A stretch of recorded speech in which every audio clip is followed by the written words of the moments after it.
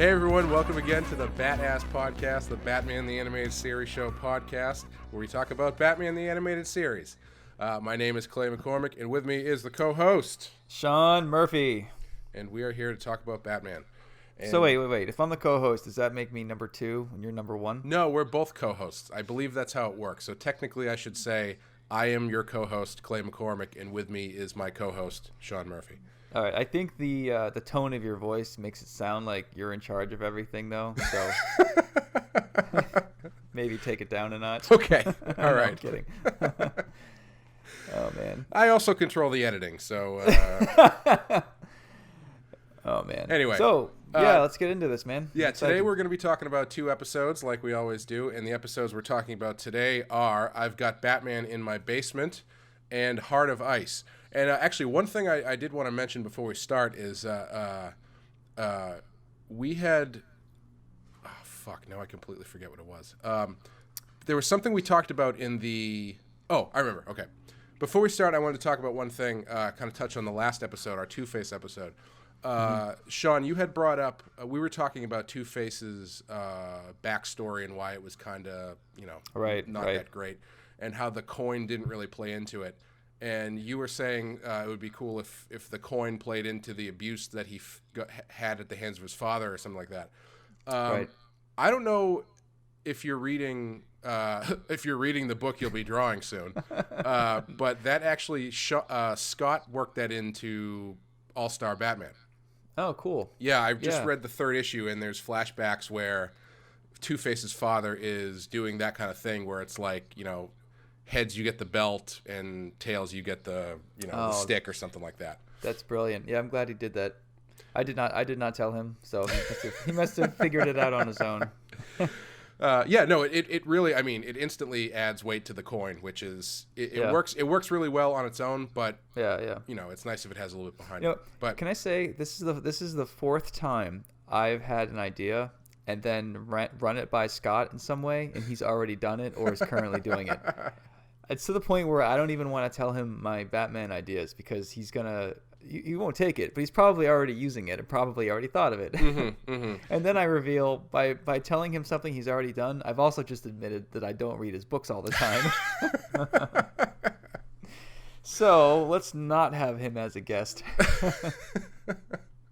Yeah, that's right now. We're going to say Scott Snyder will never be a guest on this podcast. Scott, if you're listening, please be a guest on this podcast. Scott, we could use a new co-host besides Sean.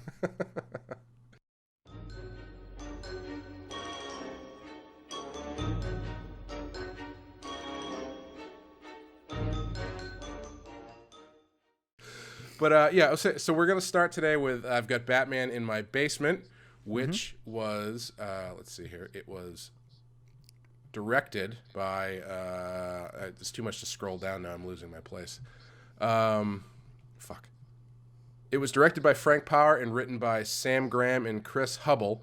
And in it, during a fight with Batman over a stolen Fabergé egg, the Penguin incapacitates Batman with poison gas. The Dark Knight is rescued by a teenage amateur detective named Sherman Grant and his friend Roberta, who hide Batman in Sherman's basement long enough for him to recover before the Penguin finds him. Now, I don't know about you, because we're a little bit different in age. You're a little bit older than I am, but I don't know if this is something that transcends age. But what is it about being a detective and like spy gear when you're a kid? Because I was watching this, and it starts off with this character Sherman showing off his amateur spy kit, and I was just immediately transported back to the age I was when I saw this the first time, thinking, yeah, man, that's the shit that I want. I want that spy stuff. Yeah, they used to have a line of toys that sold spy gear, and it was like you could record from across the room or take pictures. Yeah. It was back in like the late 80s or mid 90s, maybe somewhere in there. Yeah, they had, I remember the 2 things I had was I had a pair of sunglasses where the corners were mirrors, so you could look behind you. Those things were great. Weren't they bright yellow too? Yes, they were. Yeah, they were neon that's yellow. That's not very spy. It's not a spy color, You know what though? They were fly though. And the other sorry. thing that I had was it was a camera that looked like, well, it didn't look exactly like it because it was very thick because it was an old camera that used full-size 35 millimeter film. But it was a Right. camera that was made to look like a package of Reese's peanut butter cups, Oh, nice. which, if it's among about some other things could look inconspicuous until you're raising it to your face Well, to take a picture. But, like the commercial says, there's no wrong way to eat a Reese's. I don't know if you remember a little film called True Lies when Do I? Schwarzenegger has those same glasses, and it's not That's right, yeah. Reese's camera, but it's a pack of cigarettes, and it's essentially the same technology, I would argue. Right, yeah. But yeah, I don't know what it is like that. And also the other thing is detective agencies too. Like it's something about that age. Like when I was a kid, I remember after I saw Ace Ventura, Pet Detective, Right. and all my friends saw that, we were like, you know what we should probably do is start a pet detective agency. And that lasted for about 25 minutes. Let me guess. You were in charge, and they were your co-hosts or co-detectives. Sorry. Yeah, everybody bailed once our first meeting was, hey, let's all buckle down and make a sign. Man, you were an artist at heart, man. You need to have the visuals before you can get to work finding pets, huh? Yep. I hit after Dick Tracy came out, I think is when I hit my detective phase, and it wasn't so much like the sleuth, the detective-iness. It was more like a guy with that look, the detective jacket, kicking Right. ass, and shooting guns, basically. So you were the creep at school with the giant trench coat and the sunglasses on? Duster, Clay. It's called a duster, and it also worked for my Highlander reenactments. Ooh, now we're talking. So this episode, I don't know. I'm of two minds in this episode because I think the concept here is really good. Right. I don't particularly care for the way it's tough. Looking at it now, I don't really care for the way it plays out. As a kid, like I said, it has all these like little bits that I could totally be into. Right. And as a introduction in the show to the Penguin, I think it's pretty lame. Right. That's right.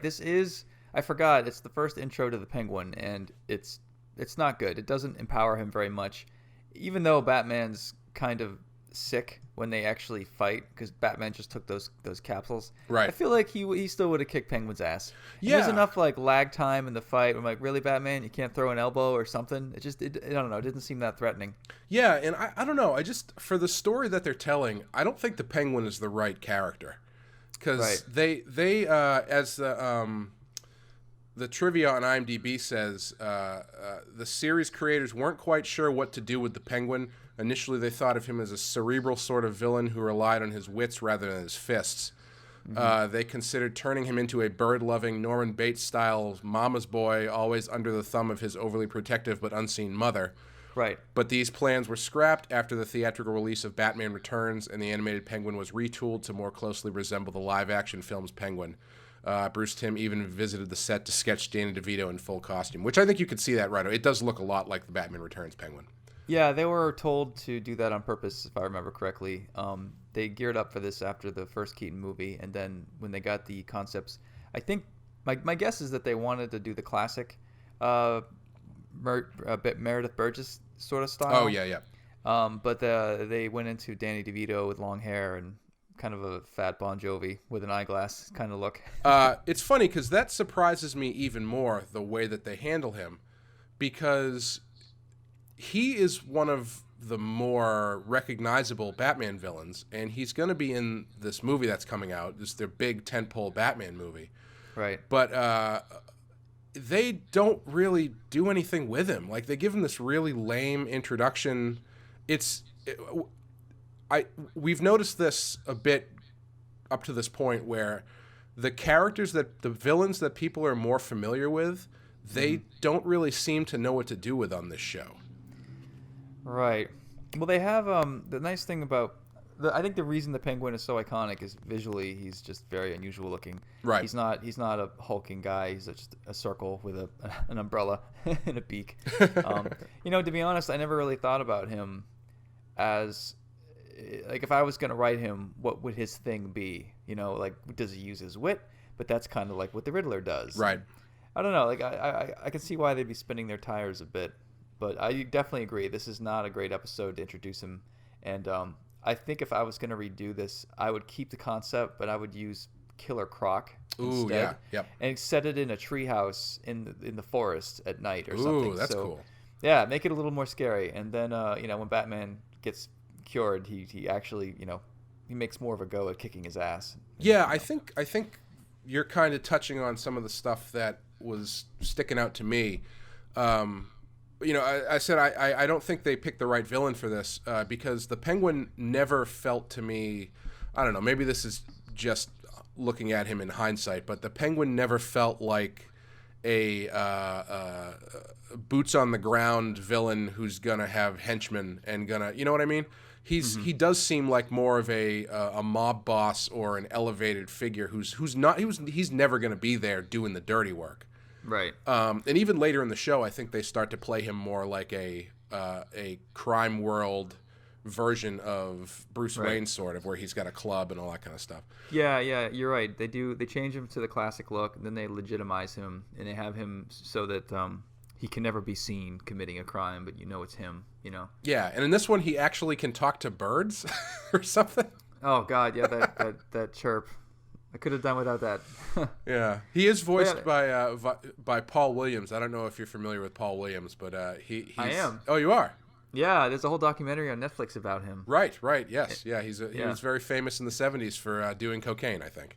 Yeah, being short and having a great voice. Yep, and he wrote many famous songs. He wrote a lot of the early Muppet songs, and a lot of the songs from the late 60s, early 70s he had a hand in. He's a very good songwriter.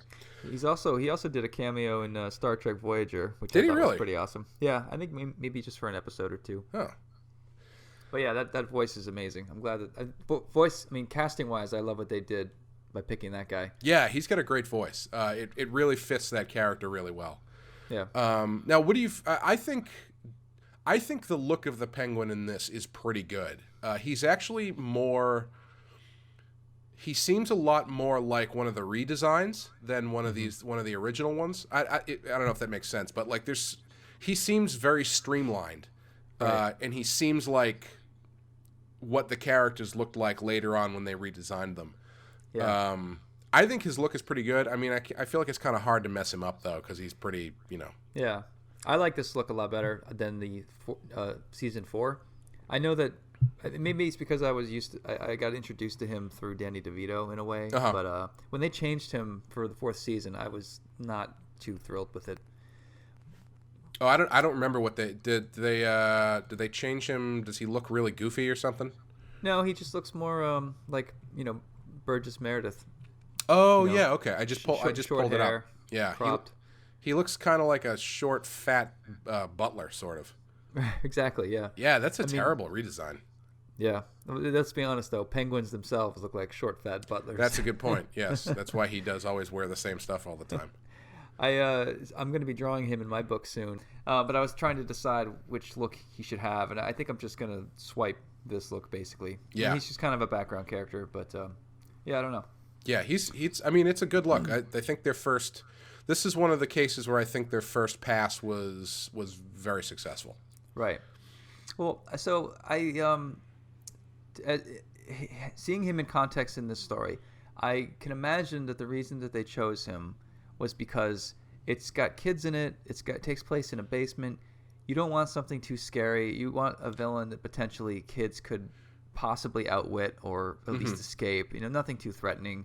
So maybe that's why they used him and sort of had his 2 goofy sidekicks or whatever, and the bird. I don't know. I could see that meeting happening. I could definitely see that being the case, but also later in the episode, he does attempt to brutally murder Batman with a razor blade umbrella right in front of those kids.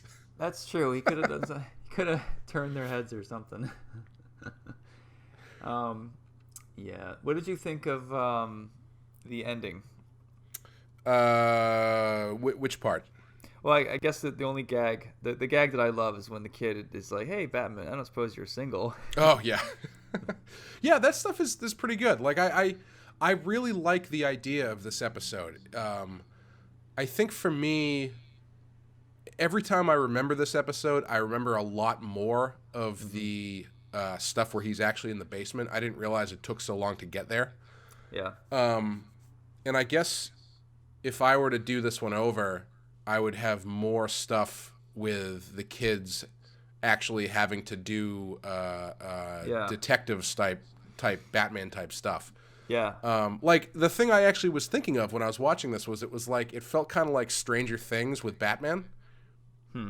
And I guess that's kind of what if I were to do it again, I would make it more that way, where it's like you've got these kids who are, actually have to pull their team together to do all the things that they pretend they're doing every day to help save Batman. Exactly. There was another Stranger Things reference I noticed. Well, it's not a reference, but a thing that reminded me of Stranger Things. When the kids, the girl, she says to the mom, "Oh, nothing. We just have Batman in our basement," and she's like, "Okay, you two, go have fun playing." Yeah. That joke was made in Stranger Things when they're buying all that hunting equipment. Oh, and right. The guy at the store is like, "What are you doing?" "Oh, we're monster hunting." The gag of like, admit to the adults what you're doing, and they won't take you seriously. That's how you get out of it. Right. Yeah. That's I feel like that pops up in a lot of those things too. I think Monster Squad has a similar thing. I'm sure the Goonies does. There's something. I mean, it's totally the idea that the parents just assume everything you're doing is just for fun and make believe. Right. Yeah. Totally. And which is one of the reasons why those stories work so well is because right. I've talked about the boundaries of the world that you're creating, and how if your boundary gets too wide, then it just brings up too many questions and things start to fall apart. I don't know if I've talked about it here. I've definitely talked about it on the Star Trek podcast. But in a story like this, if taking adults out of the equation is the only way that these stories work. So if you have to have that scene where the adults try to be like, "Hey, what's going on?" and then they just think you're playing, so they leave you alone. Then you can focus on the kids, because otherwise then you have to figure out, well, what are the parents going to do about this? Do they call the cops? It opens that world up to a story that you don't want to tell, Right. At the beginning, his friend, she wanted to call the police immediately. Do you think that would have been the better way to go when all is said and done? Probably, yeah. I mean, if we're looking at it from a realistic point of view, I say yes, you probably call the cops. Yeah. Or at least you get Batman out of there and you also call the cops. Right. What do you think so if you are a cop and you're called into I don't even know the code for a superhero in the basement, but you show up and it is indeed Batman. He's not doing well. What do you do? Do you arrest him? Do you call Gordon? I mean, do you even report it? I mean, what do you think the protocol is for Gotham City PD? That's a really good question. I mean, judging by the way that they play cops in the Batman movies, usually one of them would probably open fire on him and the other one would just go, "Well, you're about to see something cool, kid, so buckle up." Totally. What about what scene would you like to redraw, or what would you redo about this? Well, one thing I think we both actually kind of want to redo the whole episode a little bit. Yeah. But there was one thing that stood out that I was thinking about that I thought could have been really cool. It's not in this episode, but it was kind of a jumping off point to think about something else. The scene where they have to figure out how to work the Batmobile. I was just gonna say that. Yeah. Go ahead. Well, what I was thinking of is it would be really cool. I don't know if you could do it in a comic or in a show. It would have to be a short story, maybe a Batman Black and White or something.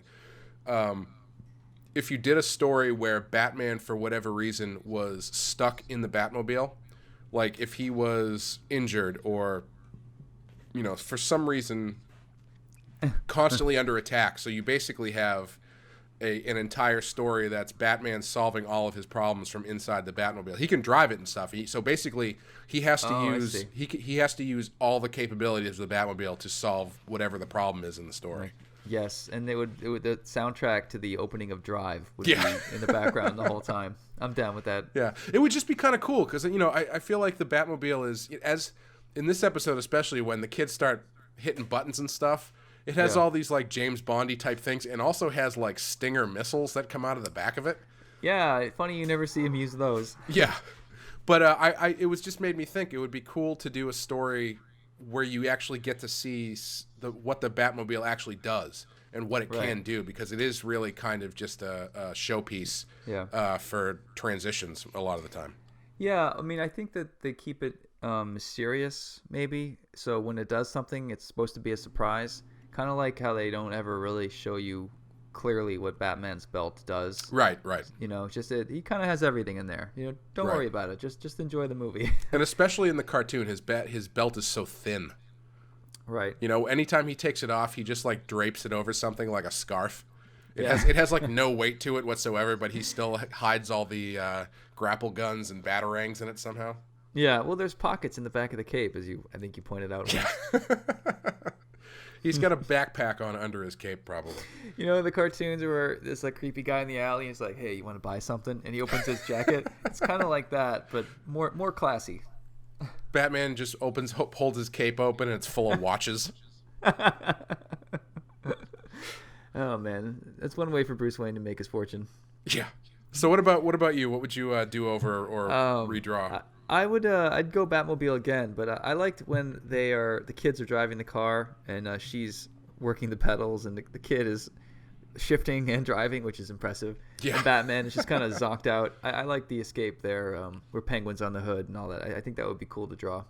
Yeah, that would be a lot of fun. I would love to see Batman awake enough to register what was going on and see the horror in his face of two kids driving the Batmobile.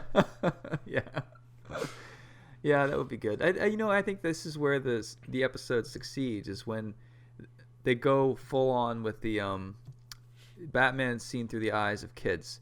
Yep. Because you imagine how neat it would be if you were in their shoes, how awesome and cool it would be if he was there with you, if you were actually driving the Batmobile. I mean, it's a fantasy playing out, I think, for a lot of kids. And I think that was the idea of the episode. But then, I think it falls apart in other ways. And it like I said, we talked about all those things that, we identified with as kids, and even there's like a Home Alone element to it. Yeah, and or like Three Ninjas. I don't know if you remember Three Ninjas, but Three Ninjas was like Home Alone, but they were just all badasses. Right. I think I might have accidentally seen that once. Yeah. Oh man, when you're 8 years old, that movie's the best. You and your two brothers are all karate masters who have to defend your house from robbers. It's amazing. It's basically this episode. Another thing, I don't know why that was popular with kids. I picture you and your brothers a lot like the brothers from Overboard with Kurt Russell. All with like Kool-Aid stains on your lips and kind of tattered clothes, thinking that you're ninjas. Am I close or no? Well, I don't have any brothers, so you're off by that point. Oh shit. All right, whatever. I tried a Kurt Russell reference. What am I gonna do? But yeah, I think we pretty much covered this one pretty well. What would you rate this one if you had to give it a rating? Oh man, I mean, I like the concept, but I don't think I could give it anything over a 3. Yeah. How about you? I have the same way. It's pretty good. I mean, as a kid, I bet this is like you were saying. It's a total kid fantasy thing. I think the only thing missing is there's no point where the kids actually dress up like Batman, which would have been interesting. Yeah. Also, I don't know if you remember. Do you remember the story, the Brian Bolland story from Batman Black and White, the first volume, where it's about the guy who kills Batman? I remember the art. I don't remember the story. It's about this guy telling this kind of confessional about how he would go about killing Batman, and how it would, no one would know he did it because there's no reason. He was just doing it to do it, and he would never tell anybody about it. The character who is drawn as the person who kills Batman looks a lot like the kid in this episode. Yeah. And at the end of the episode, the way that the kid is talking to Batman, where he's like, "No, it's fine. I'm gonna keep my eye on you. I'll be learning everything there is about you," or whatever he says. I was like, I wonder if that kid grows up to be the guy that kills Batman. That would be a good part 2. And like The Incredibles, how the sidekick guy turns into the bad guy. Oh yeah. But anyway, that's I got Batman in my basement, and I think we covered that pretty well. Yeah, I think so. Now we'll take a quick break, and we will be back with Heart of Ice. I haven't decided whether or not I'm going to put in maybe I'll put in some like fake commercials or something. Yeah. Or maybe find the commercials for all that old spy gear. Ooh, yeah. Ooh, I'll try and see if I can find that. Yeah, that's a good one. Yeah, I don't even remember what it's called. All right, well, I mean, hopefully I found it. We'll find out in a second. SpyTech, case 109. A stranger is on your block. With your SpyTech rear view glasses, you've got him in sight. You leave a message in code. Your partner uses his SpyTech watch to decode it. He's at the movies. Where'd he go? This'll find him. You placed a trap. Use the SpyTech invisible detection kit to follow his footprints. Cancel the plan. They have SpyTech. SpyTech, high-tech equipment that works.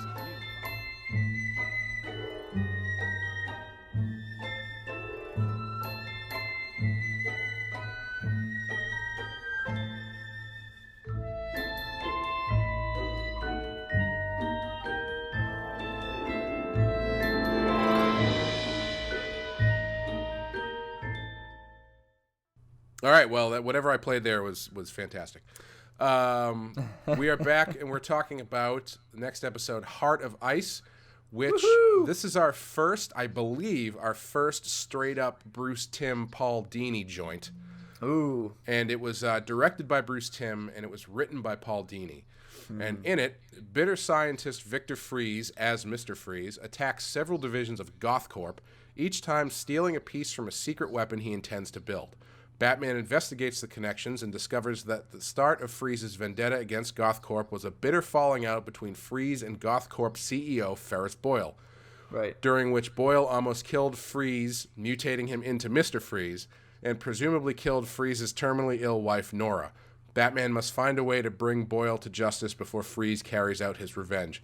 That was not the most well-worded way they could have done this, I don't think. But No. and They it don't says need a to. note, this episode won the series a 1993 Daytime Emmy Award for Outstanding Writing in an Animated Program. Oh, cool. Good.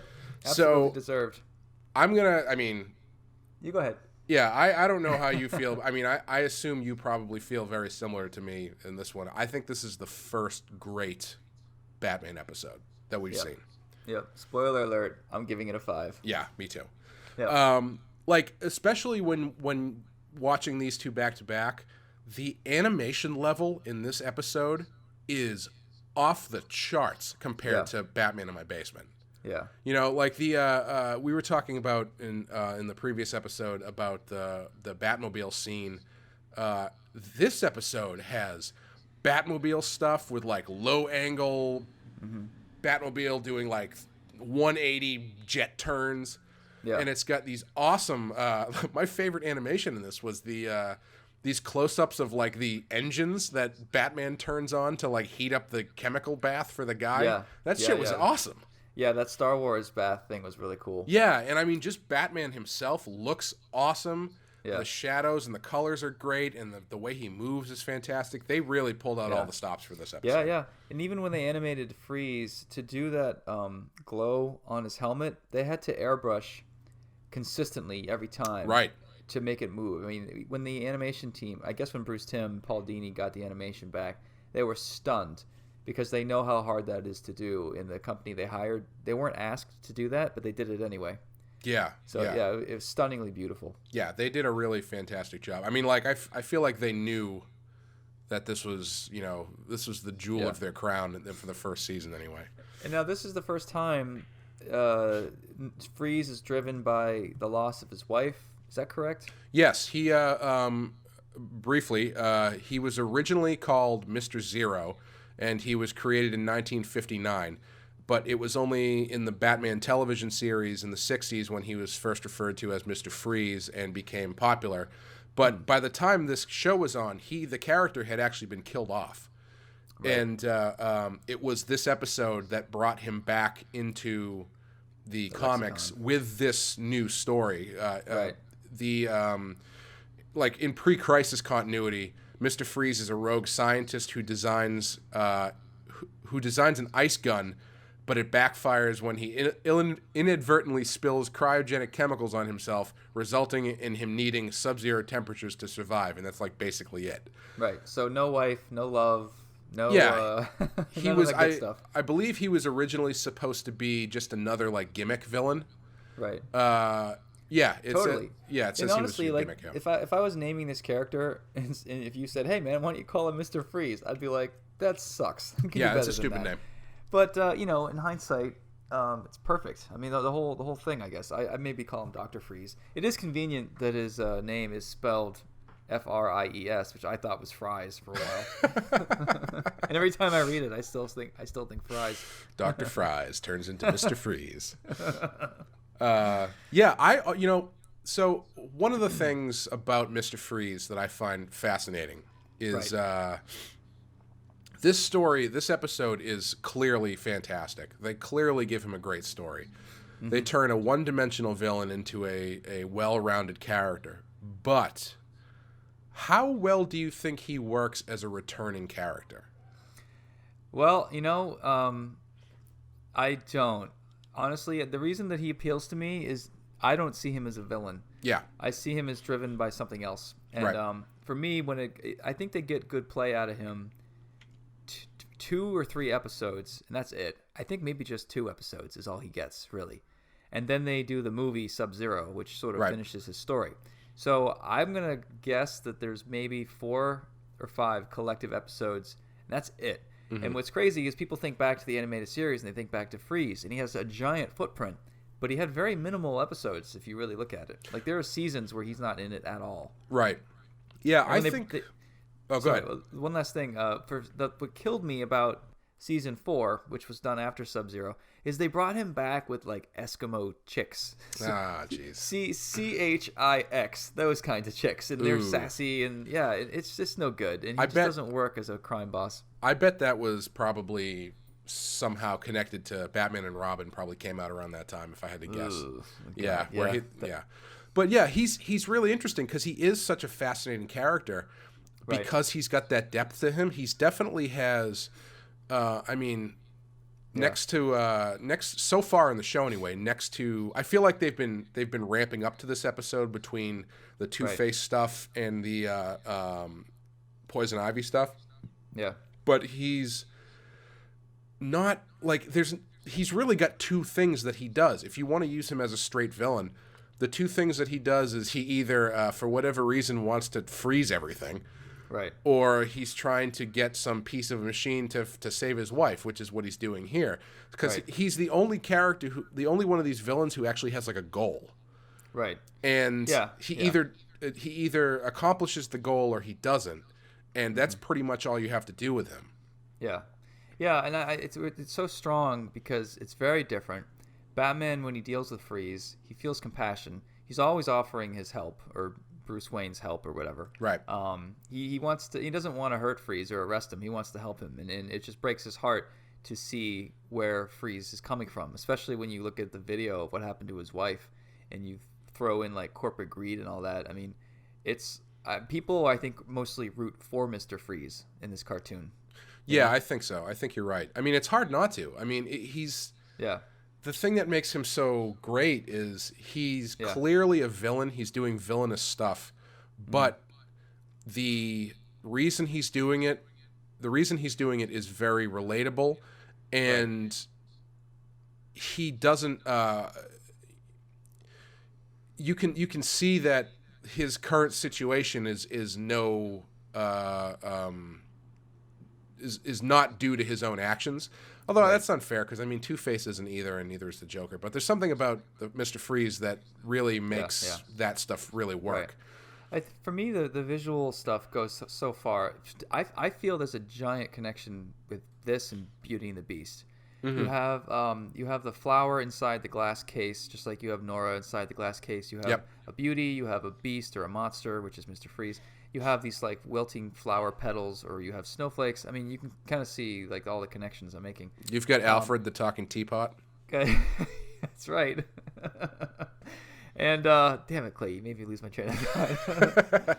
And also the music too. I mean, they really were firing on all cylinders, and I think this is the show at its best when Bruce Timm and Paul Dini really connected, and especially when you see them working together more and more. I think that's when the Batman animated series machine is most effective, when you just put those guys alone in a room and they come up with stuff.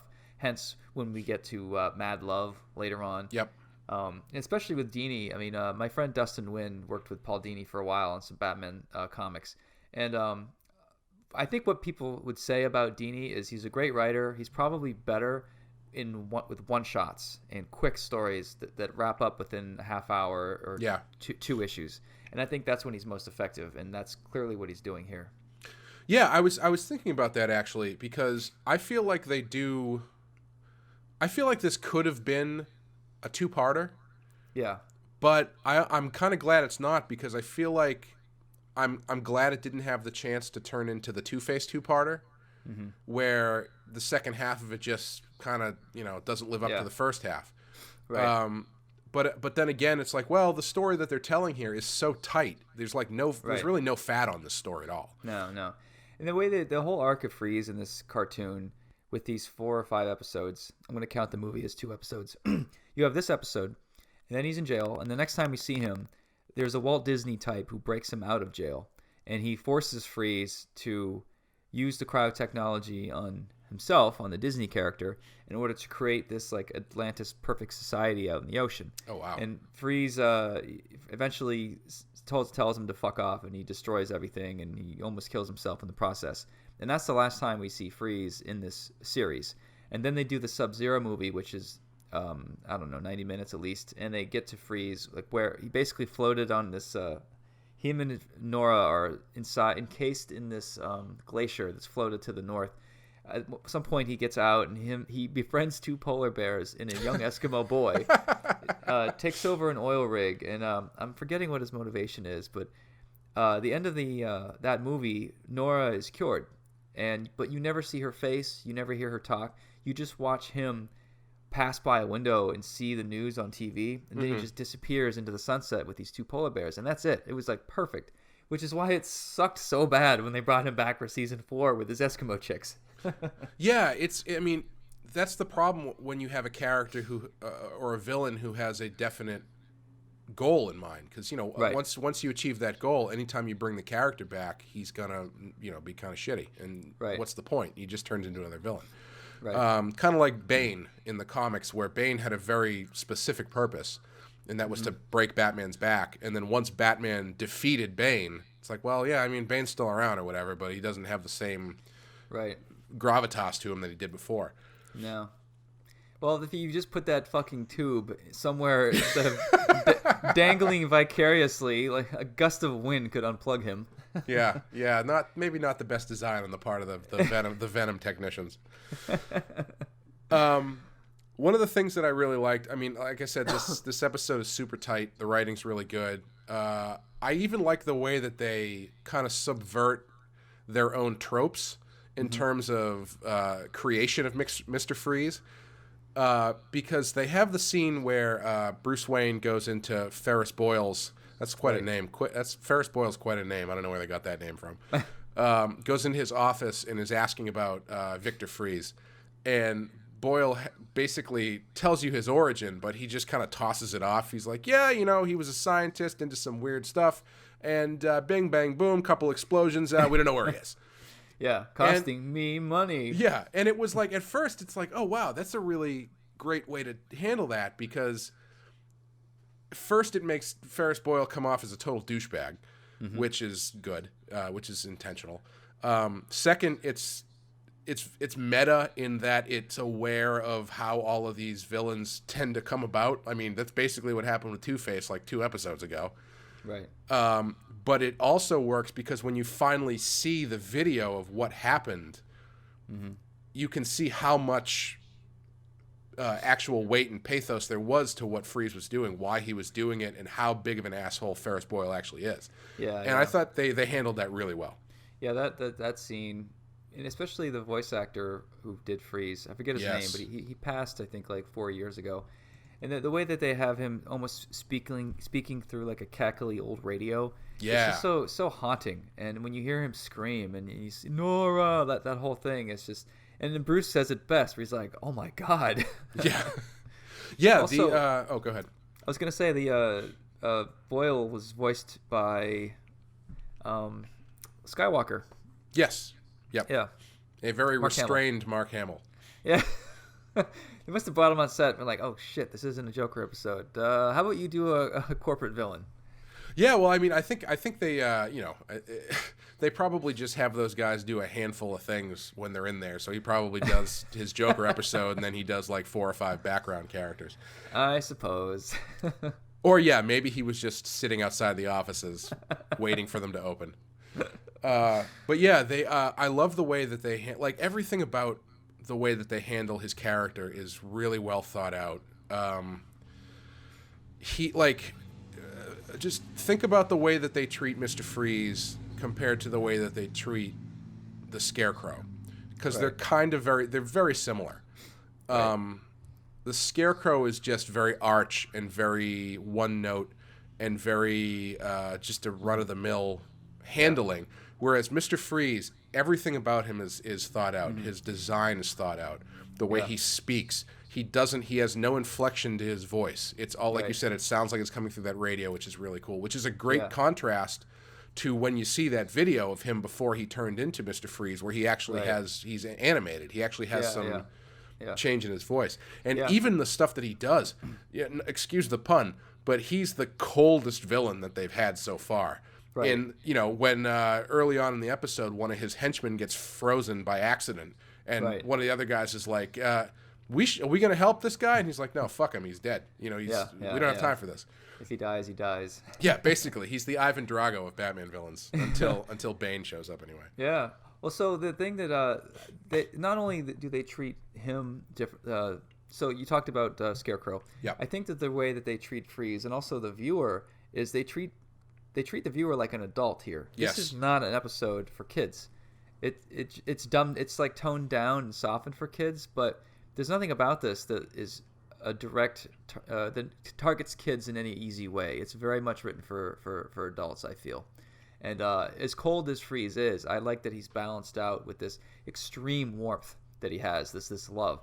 Like, if you had to give him a backstory, if you didn't give him one that involved love, then I don't think it would balance the cold character very well. I think it had to be the loss of a wife or a dog or something. Oh, absolutely. Yeah, because I mean, that stuff, without that, the cold thing just turns into a gimmick, Right. But it's using the cold thing and his lack of emotion as a way to illustrate, right, the pain that he's gone through in his life is just amazing.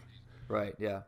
So I remember when I first saw this, I was probably 12 or 13, and the cartoons that I had watched up to that point were like Thundercats, Transformers, G.I. Joe, and then along comes this episode, and I think I went through a few of the episodes thinking that it was basically on the same level as Thundercats. But then I remember episodes like this where it just floored me, and I couldn't stop thinking about it. And even like the next day at school, I'd be doodling Freeze in my notebook and thinking like, man, it's just so perfect. Nora's in that glass case, and he's wearing one over his head. It's like they're both captured, and they can't touch each other. Like, I just could not stop obsessing about how much I loved it, and that's what sort of flagged this series as this is different. This is not just kiddie storytelling. This is for adults. There's like a nice mix here, and I think this episode and stuff like this is what sort of wanted me to get into comics, and sort of I want to do superhero-y stuff, kinda, but I want it to have like real theatrical elements in it, and I don't want it to just be campy, Right. And in the very first episode, I talked about how one of the things that always interested me is how a lot of people, at least within maybe 5 or 10 years around our age range, when you ask them what's the definitive Batman, they always say this Batman the Animated Series. I think this episode is probably a good chunk of why that is. Yeah. I think that this encapsulates the things that this series does well. And it's all in one episode. Like, I think some of these themes and some of the things that they do well here will be repeated here and there in other episodes, but right here it's collected in one episode. Like, this is the one to show people, to introduce them to the whole series, I think. Right. And to sort of go back to something I was talking about in Batman in My Basement, I find it interesting that they seem to have, I don't know if it's just a result of having more freedom or something with these characters, but they seem to have a lot more interesting ideas for the villains who have not really been used before than they do the standbys. Like the Joker stuff we've seen so far, I think neither one of us has really liked. The Batman in My Basement, Penguin, they just sort of like, meh, you know, he talks to birds and he's got henchmen. Yeah. It's not until you get into the Two-Faces and the Poison Ivies, and then in your Mr. Freeze, where they really are really digging their fingers in and really doing some really cool stuff. Yeah, it makes me wonder if they were given more leeway with the stuff that wasn't written as much. You know, if you asked for Mr. Freeze, maybe Warner Brothers would be like, okay, I guess. Right. You know, we killed him off, right? I mean, no one gave a shit about that goofy asshole. And they're like, no, trust me, we want it. We're gonna fix it. We're gonna save it. And then they managed to come up with this. And maybe that's kind of the track record. Is it sucks to try to do something with the Joker or these villains that Warner Brothers is very protective of. But if you grab something, you know, off the radar and really inject everything you got into it, like they really did manage to salvage some really great things and invent new things. Right. Yeah, and I mean, I think we're not done with that either, because I mean, we're going to see great stuff out of Clayface. I don't think anybody did anything with Clayface before this show. Yeah. You know? And I'm, you know, that brings me to something else that I was thinking about that I'm sure we can talk about more when we get to the Harley Quinn episodes.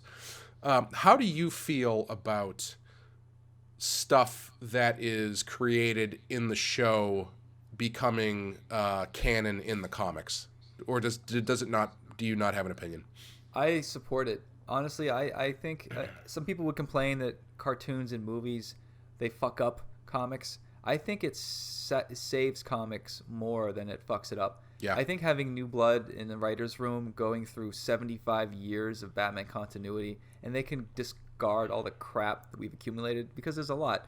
I embrace new media coming in because I mostly feel like it helps us. And it makes us, like, they'll question some of our oldest ideas, and sometimes for the better. Like when they did the X-Men and they put them in jumpsuits and sort of got rid of the costumes for a while. Mm-hmm. Stuff like that I think are really, because they're funded at a much different level. Their approval is much different. It's Hollywood, so it's taken out of the hands of the creators that are overly precious with it. And I think a lot of times they give us gold. They fuck it up too, obviously, sometimes. But yeah.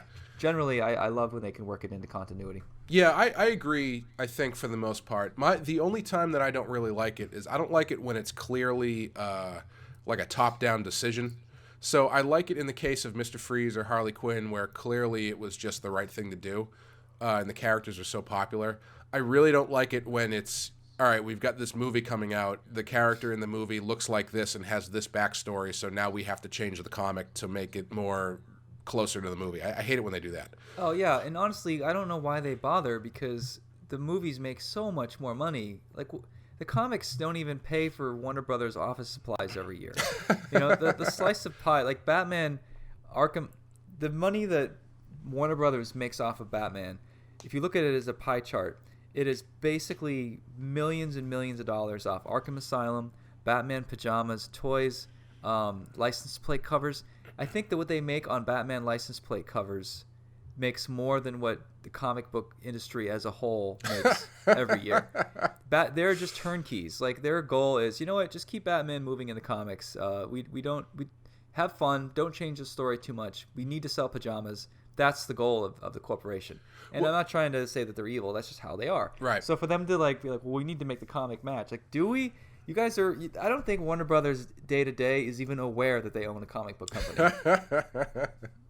It's very possible. Well, I don't know if this is true, but I had heard that not to slight all the great artists and writers who have worked on Wonder Woman over the years, but I had heard that Wonder Woman comics just were not selling. But the reason that it was, and like never had for like 30 years or something, but the reason that it was, the book was out there and the character was still out there was because they were making so much money on merchandise. Yeah. I think that comics sometimes operates at a loss just to keep the character IPs going because they need to sell pajamas. Mm-hmm. And there's no joking around at all in that statement. I think that's factually how that business is run, you know? Oh yeah. It doesn't surprise me at all. Let me ask you. Go ahead. No, I was just, I was going to kind of go a little bit. Say what you're going to say, and I'll say what I was going to say. So I was going to ask you your opinion on Mr. Freeze. When he says that he's frozen of all emotion, do you believe him? Do you think he's actually doesn't feel emotion anymore?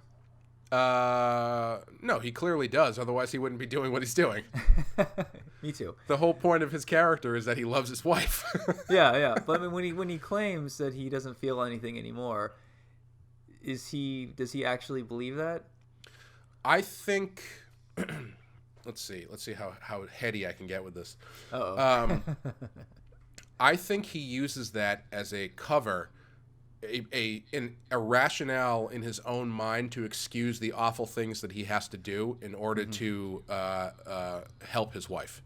Right. I think because obviously the character loves his wife, because if he didn't, then he wouldn't be doing all the stuff to try and save her. But the stuff that he has to do in order to get to that goal probably is very abhorrent to Victor Freeze, the person. So that he's got to shut that part off of him, Right. in order to reconcile what he has to do. Yeah. It's almost like a defense mechanism.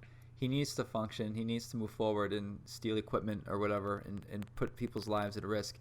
He needs to disconnect from how much he loves her, because otherwise he wouldn't be able to function. Right. He has to he's got this one goal, and he's constantly driving towards that goal, and so he has to. That has to be the only thing he cares about. So everything else nothing else matters. Whatever he has to do to get there is what he's going to do. Right. Yeah.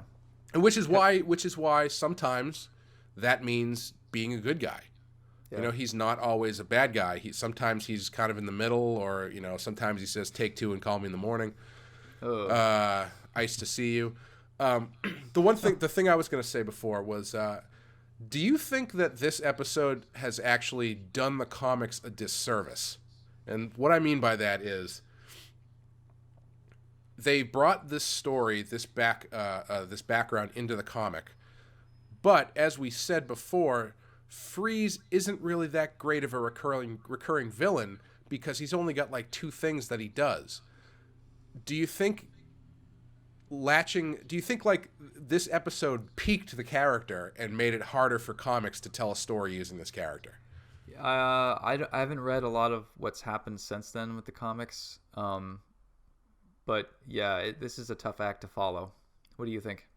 That's part of it, I think, because I can't think of I've read a decent amount of Batman comics. It occurred to me the other day, I was at the store, at the comic store, and I was buying Batman comics, and I said to the guy behind the desk, I feel like this is, anytime I come in and just casually buy comics, I'm buying Batman comics. Right. And I cannot name you a great Mr. Freeze story that I've read in the comics. And I apologize if there are some I just haven't read. Please let me know. I'd love to read them.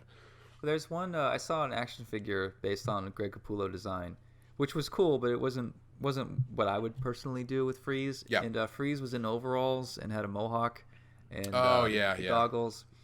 Yeah, I don't. So I agree with you. I don't think there is a Freeze year one or an ultimate Freeze story that people automatically point to. And that's actually one of the things I want to tackle in my book. And I don't mean to keep dropping the fact I'm doing a book. I actually wanted to talk about this idea when we did this episode. But I'm using Freeze in a major way, and I'm embracing all the stuff that happened to him. But there was something that no one ever did with him. And I can't reveal too much because this might come out before my book does, and I don't want anyone to steal the idea. But his last name is Scott Vaughn. Snyder is listening. Oh, man. No, it's too late. I already drew it. So if he does it now, I'll know he ripped me off. His name is Von Freeze, which made me think of Baron von Braun from World War II, the rocket scientist who was a Nazi SS soldier. And then when he was brought to the U.S., we funded him. We needed him in his rocketry technology to, help us win the space race. So I thought of a way to make Freeze come from a Nazi criminal past and have his father be the pioneer of the cryo technology. And there's this whole dramatic story of how he stole it from his Jewish partner, but while Hitler was coming to rise. And there's this secret underground these tunnels underneath Gotham that only Freeze knows about. And I'm trying to do a lot of real stuff that I think is really exciting. And one of the things I was worried about was getting approval to use Nazis and stuff in the DC universe, because DC usually tends to create fictitious cities, right, rather than base things in reality like what Marvel does. But they gave it the go-ahead because Frank Miller did it in Dark Knight, and he used Nazis or swastikas at least. Put him right on the tits. Yeah, exactly. Frank Miller, right on the tits. Sorry, I was taking a drink. I almost spit it all off my computer when you said that. Yeah, anyway, but I'm super excited, and the more I looked into Freeze, the more I realized how no one has done a whole lot with him beyond what this episode did, Yeah, I kind of feel like, again, this is maybe unfair because I haven't really come across any great Freeze stories, but I feel like the comics have been riding this story for 20 years. Yeah. It's that good. Like they redefined the character who, I should say, just defined him because he didn't have any definition beforehand. And I feel like he's just sort of been coasting on this story, the greatness of this story for 20 years. I feel like when you cure Nora, Freeze should not exist anymore. I think the goal as a writer is to keep Nora just out of his reach in any way you can, and make it about his journey to get Nora and to save her. And the minute he gets her back, I think that's when it's over. Well, what if you kill Nora? Does Freeze still exist if you kill Nora? I would argue, okay, so she better have a twin sister or something, some other love in his life. He's got to have another love in his life to drive him. Because if he just becomes an angry guy that freezes things, that's where he was back in the 60s. Yeah. I wonder if I think you could probably get a good story out of that. Because, I mean, if you take the heart away from him completely, and then he's just based entirely in revenge. I mean, he's still acting on an emotional level, but it's like he's just dialed the coldness up to 11. And I think it would probably have to be the last story with him. I don't know if you could continue after that because he either gets caught or he dies. And that's the thing. Yeah, you'd have a giant rampage. You'd have him kill Bill for a bunch of issues, and then he would eventually get beaten, I guess. But yeah, other than that one last explosive bit of rage, I don't think that the character would exist much beyond that. Yeah, it's interesting. He's a really interesting character that I think. I mean, I've always wanted to use him. I mean, if I had to pick a Batman villain to use in a story, it would be him probably. Yeah. Yeah, same here. Have you ever drawn him? Yeah, I've drawn him a couple times.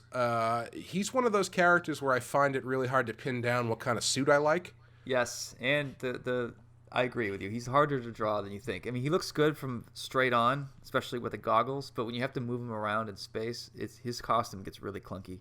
Yeah, I think people tend to do him a lot more futuristic these days. Fuck that. Yeah.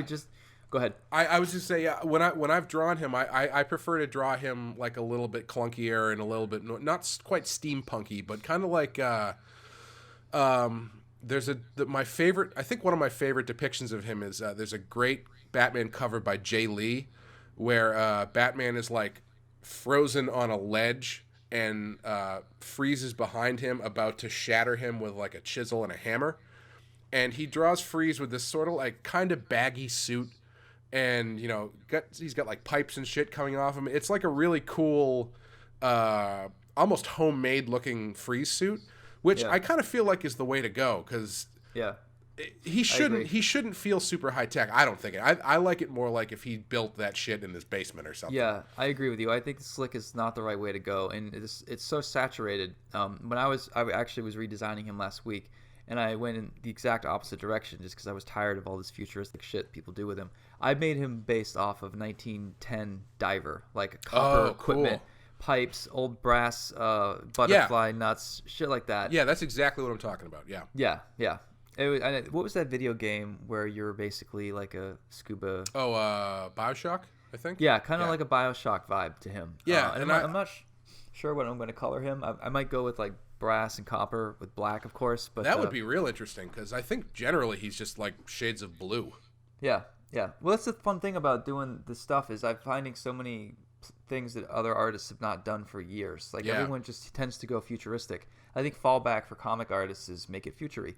I don't think many people think to go backwards and invent off of that, other than like Mike Mignola or whatnot, you know? Right, unless that's like the point of the book, you know, like course, a Gotham yeah. by Gaslight kind of thing. Yeah, generally you're right. Yeah.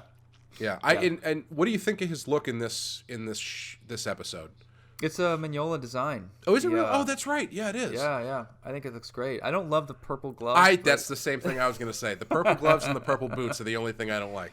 Yeah, it's funny. So season 4, I think he looks the best, even though I don't like how he's written. But they lose the goggles, which I hate.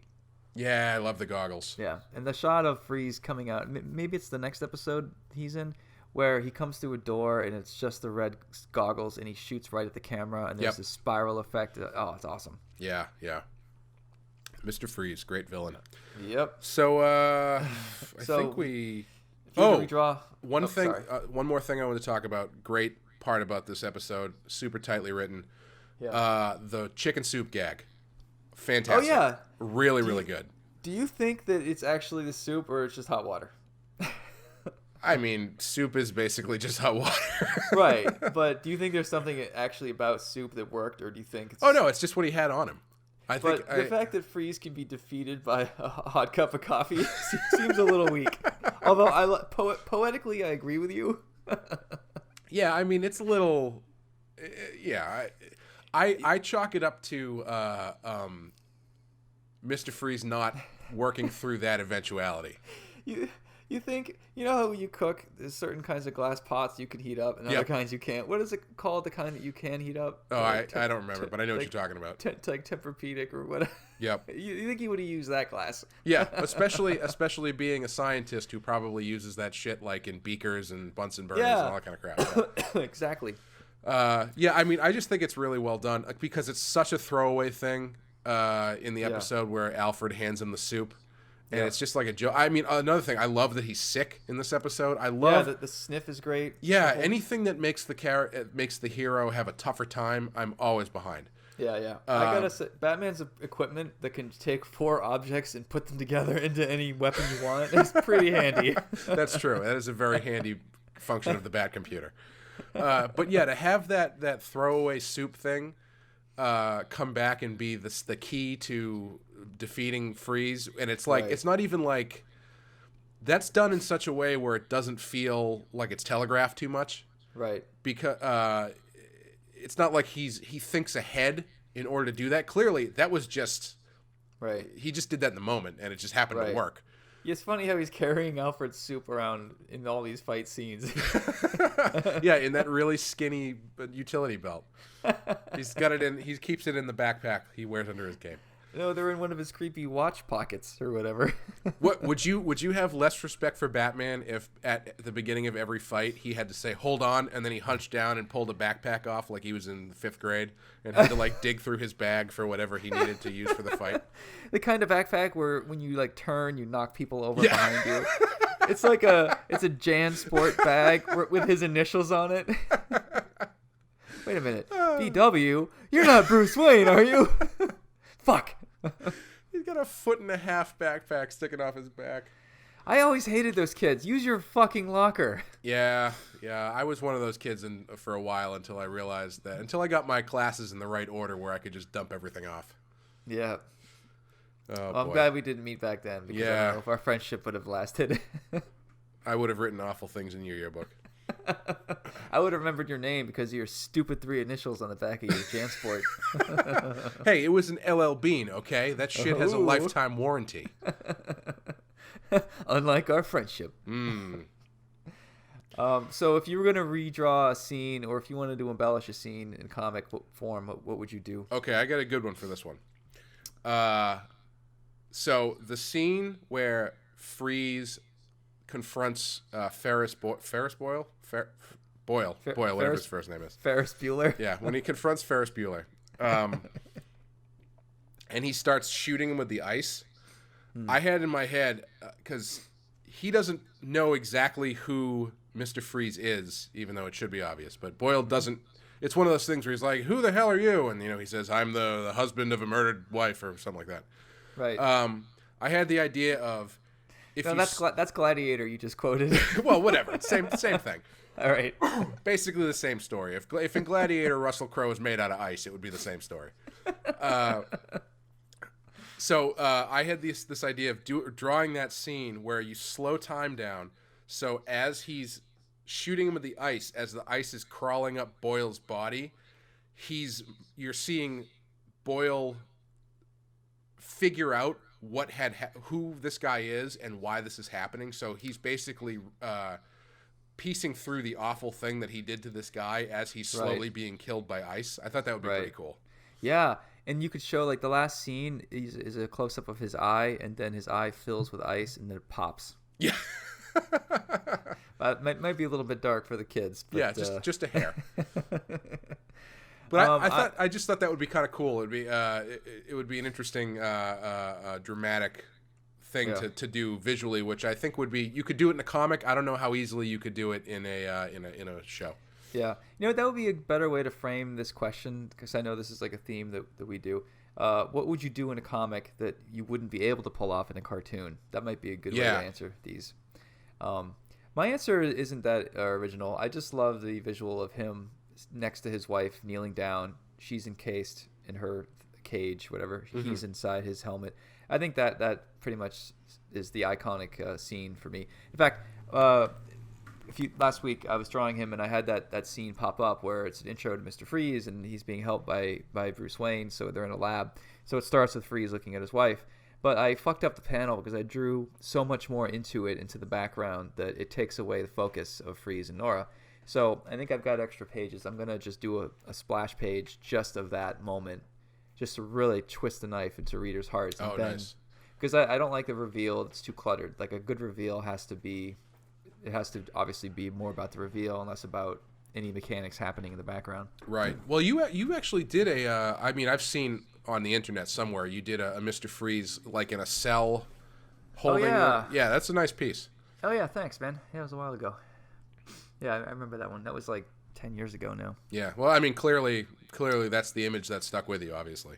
Oh yeah. I thought you were gonna make a joke. Oh no. I mean, it's just it's the image that sticks with everybody, I think.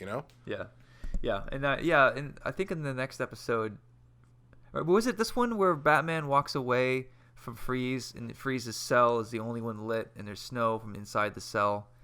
Is that this one or the next one? This one ends with Freeze in the cell, like with the one tear coming down his face. Right, that's right, the dancing, the trinket he has of Nora. That's one I forgot to mention. Like, that part of the visual, like, oh my god, that was awesome. Oh yeah, I mean, because it's a great way to illustrate the actual situation in a much more compact fashion. Dude, instead of just him hugging a giant frozen tank. Yeah. This whole episode is just dripping with symbolism. Yeah. Maybe to the point where maybe a bit too on the nose, but fuck it. I love looking at it. Yeah, I mean, we should probably just go to stars because it's a 5 for me. Do they sell a snow globe with Nora in it, and then you have a little figure of Freeze outside the globe? Do they sell that? Wouldn't that be fucking awesome? Yeah, I wonder if anyone's ever done that as like a statue or something. That would be a great statue. If you had like a Mr. Freeze statue where he's holding the snow globe and the snow globe actually like turns inside it, that would be really cool. Yeah. Maybe I'll draw it in the comic and show it to DC and see if I can get something going. Yeah, I'd love a free one. There he is. There's the Clay I know. Oh man, yeah. So you said 5 stars. I'm definitely gonna go 5 on this as well. Yeah. I mean, I think we covered this pretty completely. I don't really know what else there is to say. It's the best one so far, and it's a pretty high bar moving forward. Yeah, for sure. So that's going to do it for us this time. Next time, we will be back with The Cat in the Claw, Part 1 and 2, which, I don't know. It's going to be interesting to watch again, because I never really cared for the Red Claw character. Janeway. Oh, is that her? Yeah. Oh, no kidding. I didn't know that. Yeah. Oh, well.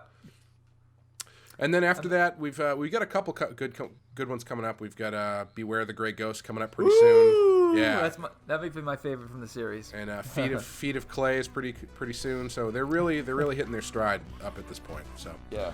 But anyway, thanks for listening. If you enjoyed it, please give us a rating or a review on iTunes, and we will see you next time with Cat in the Claw. See you later, everybody.